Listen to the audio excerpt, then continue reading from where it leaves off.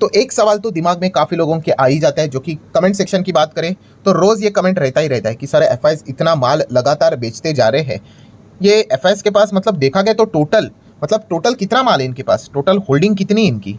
ठीक है, सो दोस्तों अगर हम लोग यहाँ पे बात करें अलग अलग रिसर्च रिपोर्ट हम लोग को देखने को मिल जाते हैं, तो एक ऐसी रिसर्च रिपोर्ट मैं आपके सामने रखना चाहूंगा। बीएनपी परिवार की अगर हम बात करें तो उन्होंने बताया है कि लगभग एफआईएस की अगर हम लोग बात करें स्टिल $800 बिलियन की होल्डिंग उनके पास हम लोग को देखने को मिल रही है। इंडियन इक्विटीज की बात करें तो ठीक है, सिर्फ इक्विटी की बात हो रही है, डेब्ट बिप्ट की बात यहाँ पे नहीं हो रही है। बट यस, उनका जो रुख है वो लगातार हम लोग को कंटिन्यू बिकवाली की ओर देखने को यहाँ पे मिल रहा है, जो कि एक रिस्की पैटर्न जरूर देखने को मिल जाता है।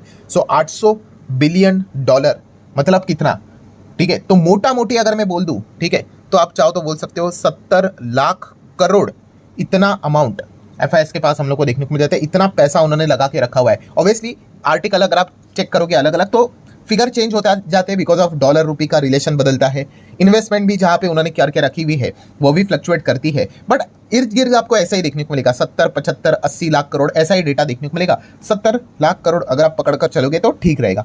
इतना बड़ा इन्वेस्टमेंट उनका हम लोग को देखने को मिल रहा है। मैं एफआईएस की यहाँ पे बात यहाँ पे कर रहा हूँ। एंड अगर आप यहाँ पे चेक करोगे, ठीक है, तो कितना $800 बिलियन। अच्छा, रिपोर्ट किसके, तो आप देख सकते हैं, देखो बीएनपी परिवार एक्सचेंज की अगर हम लोग बात करें, यूरोपियन इक्विटी रिसर्च फर्म, ठीक है, उनकी ये रिपोर्ट हम लोग को देखने को यहाँ पे मिल रही है। एंड अगर आप यहाँ पे चेक करोगे कि लगभग 2014 की अगर हम लोग बात करें, ठीक है, 2014 से लेकर 20 तक कितना होल्डिंग हम लोग को देखने को मिलता था एफआईएस का, 20% तक देखने को मिल रहा था, 20%, जो कि अभी गिर कर बिकवाली होकर कितना हो चुका है, 16% तक नीचे आते हुए देखने को मिल रहा है। आपको लगेगा बस इतना ही कम हुआ है, अरे भाई बहुत बड़ा अमाउंट होता है, कोई छोटा मोटा अमाउंट नहीं है। 100 रुपए की बात नहीं हो रही, ना तो 100 करोड़ की बात हो रही है। ठीक है, आप यहाँ पे देख सकते हो अभी भी कितना है, 70 से 80 लाख करोड़ के हम बातें हम लोग को देखने को मिल रही है। सो ये जो अमाउंट वो यहाँ पे बेच रहे हैं ना, वो परसेंटेज के फॉर्म में कुछ भी नहीं है उनके होल्डिंग के हिसाब से, अगर आप चेक करने जाओगे तो। ठीक है, जितना उन्होंने माल बेचा है उस हिसाब से अगर आप अभी के भी हिसाब से होल्डिंग चेक करोगे तो नॉट इवन 5%। ठीक है, अभी करंटली सिनेरियो के हिसाब से मैं बात कर रहा हूं। ठीक है, अगर आप टोटल भी जोड़कर देख लो कितना पकड़ लोगे, 3 लाख करोड़ के आसपास, तो भी अगर आप देखोगे 70 लाख करोड़ अभी भी देखने को मिल रहे हैं। तो उस हिसाब से अगर हम लोग 10% भी पकड़ ले तो 7 लाख करोड़ होता है, उसका आधा भी करेंगे तो 3.5 लाख करोड़ होता है, उतना भी नहीं बेचा है।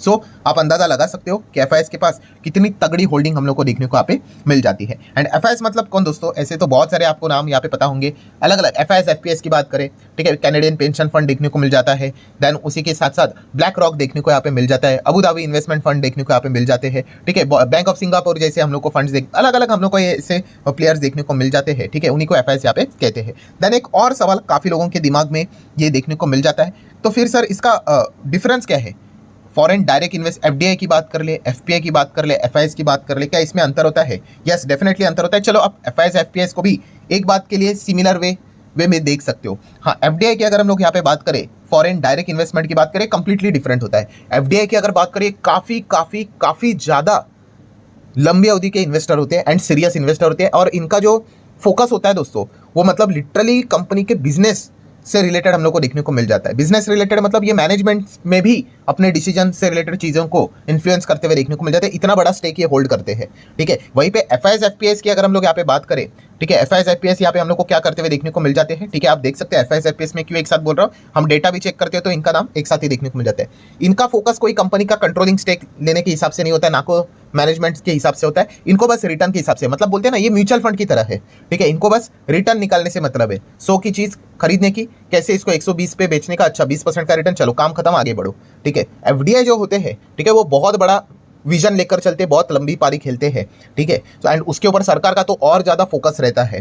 ठीक है, तो ये पॉइंट हम लोग को देखने को मिल जाते हैं। सो ठीक है दोस्तों, एफआईएस डीआईएस इससे रिलेटेड जो भी इंपॉर्टेंट पॉइंट्स थे वो मैंने आपके सामने रख दिए। आज के दिन भी उन्होंने बिकवाली कर दी, एंड जो आपको डाउट था कि एफआईएस इतना बिकवाली तो कर रहे हैं और कितना बचा है, तो भाई बहुत कुछ बचा है। जैसे कि अभी की लेटेस्ट रिपोर्ट ही हम लोगों ने देखा है, ये जो रिपोर्ट मैंने दिखाई है ये अभी की ही रिपोर्ट है, सिर्फ एक दिन ही हम लोग को होते हुए देखने को मिल चुका है। क्या लिखा है यहाँ पे कि एफआईएस स्टिल होल्डिंग, स्टिल अभी तक की अगर हम लोग बात करें, अभी भी $800 बिलियन के आसपास है। ठीक है, अगर आप थोड़ा पीछे चले जाओगे कुछ सालों पहले तो माइट भी आपको 900 के आसपास ये डेटा देखने को मिल जाए, या फिर 850 देखने को मिल जाए।